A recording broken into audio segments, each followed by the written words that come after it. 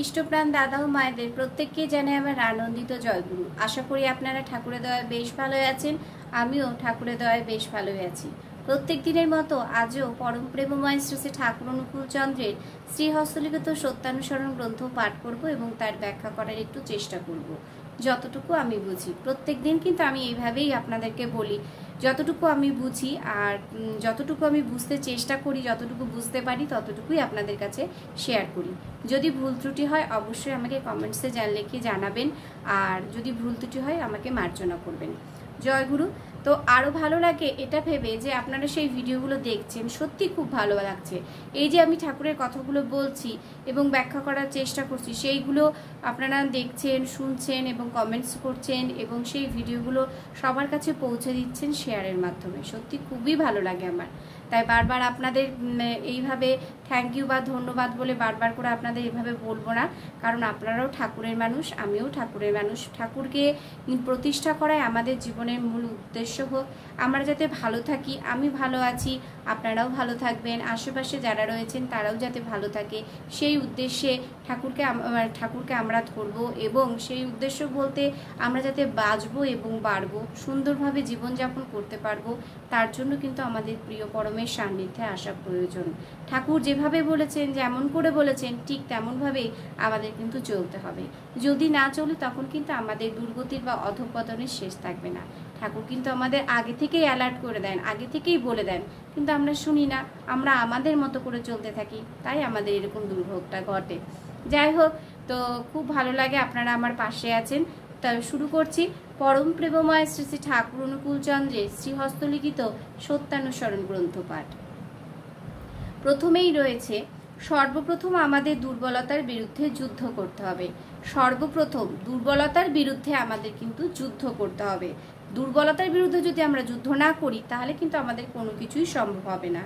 সাহসী হতে হবে। ঠাকুর আমাদের কতটা এগিয়ে দিয়ে যাচ্ছেন, বলছেন সাহসী হতে হবে, বীর হতে হবে, পাপের জ্বলন্ত বীর হতে হবে, সাহসীও হতে হবে, বীরও হতে হবে। পাপের জ্বলন্ত প্রতিমূর্তি ওই দুর্বলতা, পাপের জ্বলন্ত প্রতিমূর্তি, পাপের জ্বলন্ত প্রতিমূর্তি, জ্বলন্ত প্রতিমূর্তি কিন্তু ওই দুর্বলতা, ওই দুর্বলতাটাকেই কিন্তু আমাদের ত্যাগ করতে হবে। তারাও যত শীঘ্র পারো, ঠাকুর বলছেন যত শীঘ্র পারো মানে যত তাড়াতাড়ি পারো ওই রক্ত শোষণকারী অবসাদ উৎপাদক, রক্ত শোষণকারী, রক্তকে শোষণ করে নিচ্ছে সেই অবসাদ উৎপাদক ভ্যাম্পায়ারকে। ভ্যাম্পায়ারটা কি? ভ্যাম্পায়ার হচ্ছে এক জাতীয় বাদুড়। ভ্যাম্পায়ার হচ্ছে এক জাতীয় বাদুড়। এরা কি করে? নির্বিবাদে ঘুমন্ত জীবজন্তু রক্ত শোষণ করিয়া থাকে। ঘুমন্ত যারা ঘুমিয়ে থাকে সেই জীবজন্তু তারা কি করে? রক্তটা শোষণ করে থাকে। স্মরণ করো, মনে রাখতে বলছেন তিনি, তুমি সাহসী, তোমার মধ্যে সেই সাহসী জোরটা নিয়ে আসতে হবে, তুমি সাহসী। স্মরণ করো, তুমি শক্তিত্ব নয়, স্মরণ করতে বলছেন ঠাকুর, বলছেন তুমি স্মরণ করো, তুমি শক্তিত্ব নয় মানে শক্তির সন্তান, তনয় মনে সন্তান, পুত্র। স্মরণ করো তুমি পরম পিতার সন্তান। এইটাই হচ্ছে সবচেয়ে মেইন কথা, পরম পিতার সন্তান। ঠাকুর বলছেন তোমাকে মনে রাখতে হবে তুমি পরম পিতার সন্তান। আগে সাহসী হও। ঠাকুর বলছেন আগে সাহসী হও, অকপট হও, তবে জানা যাবে তোমার ধর্মরাজ্যে ঢোকবার অধিকার জন্মেছে। আমাকে আগে কি কি হতে হবে ঠাকুর কিন্তু সম্পূর্ণভাবে বলে দিলেন, ঠিক সেইভাবে আমাদের হতে হবে। তাহলেই কিন্তু আমাদের ধর্মরাজ্যে, ধর্ম কি? ধর্মরাজ্যে বাঁচবো এবং বাড়বো, সেটাই কিন্তু ধর্ম। সেই ধর্মরাজ্যে ঢোকবার কিন্তু আমাদের তখন কিন্তু অধিকার জন্মাবে, তার আগে কিন্তু নয়।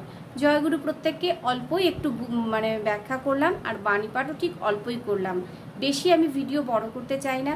অল্পটুকুর মধ্যে মানুষ অল্প বুঝে নিজের জীবনে ফুটিয়ে তোলার চেষ্টা করুন, আমিও করছি, আপনারাও করুন। সবাই ভালো থাকবেন, সুস্থ থাকবেন, ঠাকুরকে মাথায় নিয়ে চলবেন এবং আনন্দে থাকবেন। জয়গুরু। যদি ভিডিওটা ভালো লেগে থাকে তাহলে অবশ্যই শেয়ার করবেন আর সবাই আমাকে সাপোর্ট করে পাশে থাকবেন। জয়গুরু। আজকের মতো ভিডিওটা এখানেই শেষ করলাম। পরবর্তী আরেকটা ভিডিও নিয়ে আপনাদের সামনে হাজির হব। জয়গুরু।